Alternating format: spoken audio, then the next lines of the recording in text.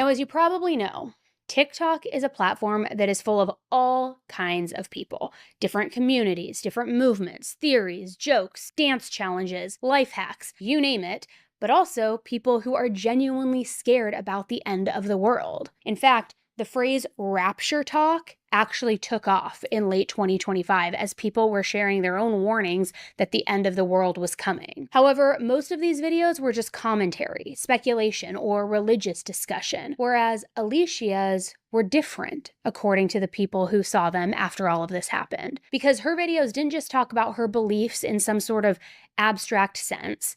They predicted collapse. They warned of mass destruction. They urged, preparedness. And when nobody in her life was talking back or pushing against these ideas, the voice in those videos became the only one in her world, in her mind. Elleshia totally and completely believed that the end of the world was coming, and that these messages that she was getting were warnings to leave the United States before it was completely destroyed. So to her, this wasn't just a theory.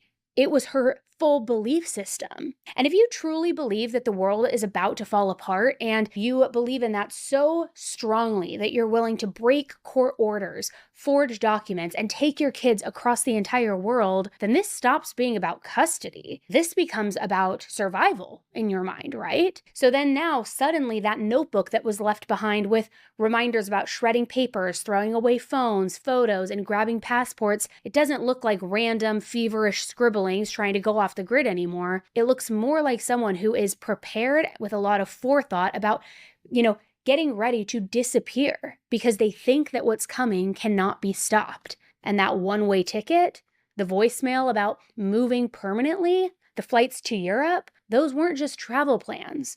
They were pieces of a story that Elleshia was telling herself, a story about where her safety was and where danger wasn't. And it was later discovered that friends and a former boyfriend ended up coming forward to the police, saying that in the weeks leading up to her kidnapping the kids and leaving the country, she had in fact spoken about getting those passports for them and fleeing. So this really did solidify the idea that Elleshia had fully planned this out. Lots of preparation, lots of thought, and that's when things really started to progress. It was also revealed that as part of that note that Elleshia left behind about shredding documents and getting a burner phone and all of that she had also written down one of these messages. Kendall said that she, quote, left behind a note dictating a delusional message from God, a message promising her that she would be in Italy by Christmas. Now, what that means, we don't know for sure. We can't know for sure.